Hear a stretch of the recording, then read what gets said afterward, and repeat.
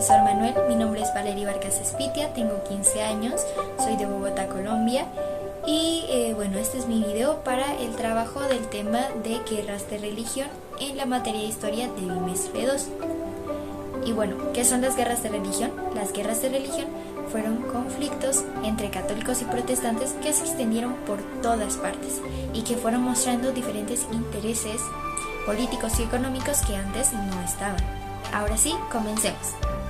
Bueno, para este trabajo decidí investigar dos guerras que fueron la Guerra de los Husitas y la Guerra de los 30 años. ¿Qué fue la Guerra de los Husitas?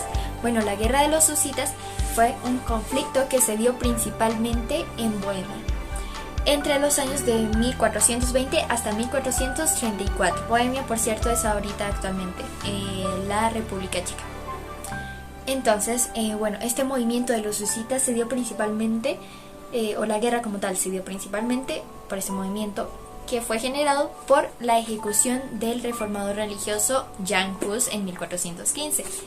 Y bueno, al final de la guerra, los husitas quedaron victoriosos y también quedaron con la firma del compromiso de Basilea en 1436, que básicamente fue un compromiso que les permitió o les dio derecho a los husitas a poder predicar y poder tomar la cena, es decir, con pan y vino. Y bueno, esa fue la guerra de los husitas. Ahora sigamos con la guerra de los 30 años. Voy a hacer un resumen así como muy básico de lo que fue la guerra de los 30 años y posterior hago uno con un poquito más de detalles. Así que comencemos. La guerra de los 30 años básicamente fue un conflicto que tuvo lugar en Europa Central, principalmente en el Sacro Imperio Romano Germánico, entre los años de 1618 hasta 1648. Sí, duró mucho. Y bueno, esta guerra surgió principalmente o básicamente por divisiones religiosas entre católicos y protestantes. Eso fue. Y al final las consecuencias, la principal consecuencia, la más importante, diría yo, que fue el derramamiento de sangre, porque fue muy grande. Fue este evento, esta guerra de los 30 años llegó a convertirse en el evento más devastador de la historia europea. Y la verdad es que tuvo un saldo de aproximadamente 80 millones de personas. Entonces, claro, este fue un evento muy devastador para Europa. Ahora sí, como dije, voy a tener una explicación con un poquito más de detalles. Entonces, bueno, antes de que comience la guerra, hay toda una introducción que está ahí como a punto de explotar, ¿sí? ¿Por qué? Desde que se da la Reforma Protestante con Martín Lutero, surgen algunas diferencias en el siglo XVI entre católicos y protestantes, lo que hace que en el año de 1555 se firme un tratado de paz para el luteranismo, que le daba básicamente los mismos derechos que los del catolicismo.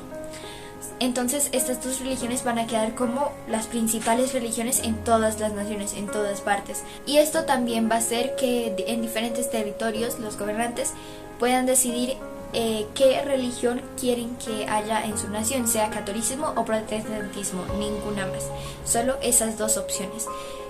Y de aquí se va a formar dos uniones o dos grupos importantes de estas dos religiones, claramente. La Liga Católica, que va a tener el apoyo de España, y la Unión Protestante, que va a tener apoyo de diferentes naciones, por ejemplo, el Palatinado y Transilvania.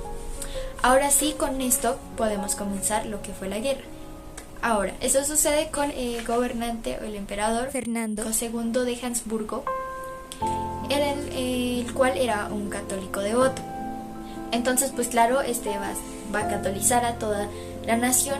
Sin embargo, pues el pueblo no va a estar muy a gusto con esa decisión, porque aunque él haya salido como el gobernante que quedó elegido en las votaciones, al pueblo no le va a gustar esto, porque es como que... pues tú eres católico, no te queremos aquí, ahora échate para afuera. ¿Y quién va a subir al trono? Federico V del Palatinado.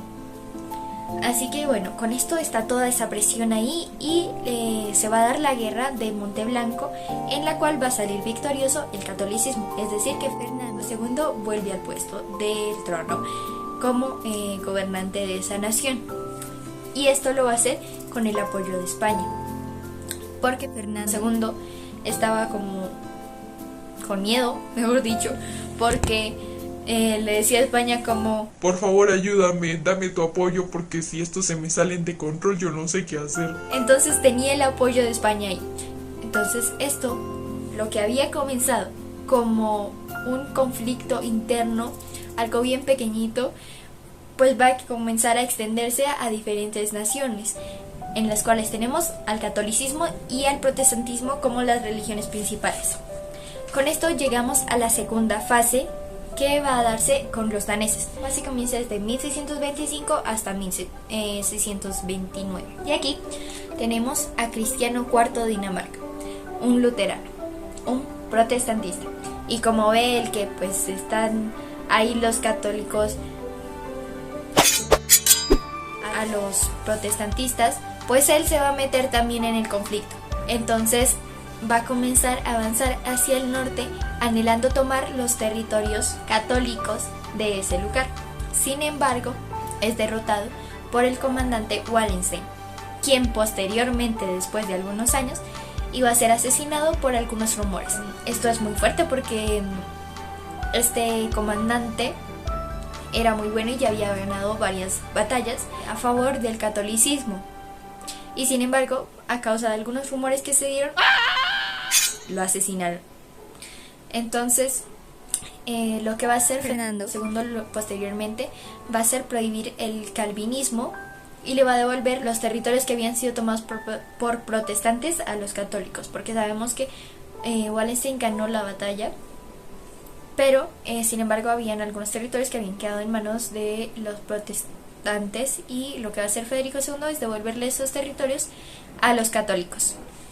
Mientras tanto, mientras toda esta cosa de los debates del catolicismo y el protestantismo, Francia, quien apoyaba el catolicismo, va a voltearse y va a apoyar a los protestantes. Y esto ya es un tema que comienza a verse que no es como tal del corazón de yo creo en esto porque yo lo siento en mi corazón. No, esto va a comenzar a ser un tema muy político y económico en cuanto a las tierras que tenían cada nación. Y de aquí vamos a llegar a la tercera fase, que es con Suecia. Esta se va a dar entre los años de 1630 hasta 1635, con Gustavo Adolfo de Suecia, quien era también un protestante. Entonces, lo que va a hacer él es comenzar a tomar territorios de Germania, y lo va a lograr en la batalla de Lutzen. Pero este comandante, que había sido muy buen estratega, va a ser asesinado en esta guerra, que era una de las principales para tomar Germania. Así que el ejército se va a debilitar y van a ser derrotados por el emperador Fernando. Y aquí llegamos a la fase 4, que es la fase franco-sueca. Y en esta, va a llevar los años de 1635 hasta 1648. Pero aquí los motivos religiosos comienzan a perder su fuerza. Ya no es algo que tenga mucha fuerza, ya lo importante es ganar territorio y no dejar que me quiten los territorios, claro.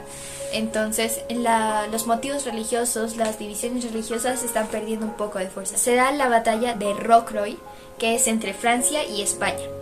Y aquí quien va a salir ganador es Francia. Recordemos que Francia estaba apoyando a los protestantes. Entonces, Francia gana esta batalla y avanza hacia el sur de Germania.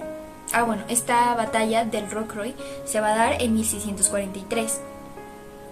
Y Francia va a avanzar hacia el sur de Germania en 1648. Y como estaba tomando Germania ya, y también sabemos que en Suecia también están tomando Germania, lo que va a suceder es que Germania va a dar un acuerdo de paz. Y esto va a hacer que la independencia de Germania comience a levantarse, comience a darse. Entonces, con esto, Suiza y Países Bajos van a conseguir su independencia. De aquí sacamos otras consecuencias, ¿Qué van a hacer? Que los estados germanos, como lo había dicho anteriormente, va a comenzar a tener su independencia. Entonces va a poder decidir su religión y va a poder conducir su propia política externa. Entonces, la independencia de los estados germanos comienza a levantarse y la figura como tal política del emperador va a comenzar a debilitarse. Por otro lado, Francia ha conseguido nuevos territorios, entonces va a comenzar a ser la mayor potencia en toda Europa, mientras que España va a comenzar a debilitarse. Ya, o sea, ganaron los protestantes y pues España y todo con todos esos conflictos pues se va a debilitar y va a comenzar a entrar en un proceso o en un más bien periodo de decadencia. Sí, la noticia mala que había dicho al principio es la que más permanece, porque es la principal y es algo muy triste, porque esto causó un derramamiento de sangre muy grande, porque millones y millones y millones de personas murieron, fallecieron, perdieron la vida. Y no solamente fue por o sea, principalmente es la guerra, pero la guerra no simplemente porque te dispararan, no, es que esto también causó hambruna en los pueblos, causaron enfermedades en las naciones. Además de esto, los estados germanos quedaron devastados y por otro lado, se comienza a dar la abolición del feudalismo en Europa central y occidental. Y bueno, básicamente esa sería la guerra de los 30 años. Como conclusión final, después de haber hablado todo esto, pienso que la reforma protestante es un revuelo de muchas áreas de la vida de las personas que estaban mal hechas, que estaban mal puestas, y esta va a traer luz en la vida de las personas, pero no solo eso, sino que va a traer confusión en la política del mundo a causa del poder de Cristo que se levanta cuando hay oscuridad, como una luz que lo puede llegar a alumbrar todo en todas partes. Así que la reforma protestante es un tiempo que va a causar uno mayor, lleno de cambios. Bueno, querido profesor Manuel, eso sería todo por ahora. Muchas bendiciones y hasta la próxima.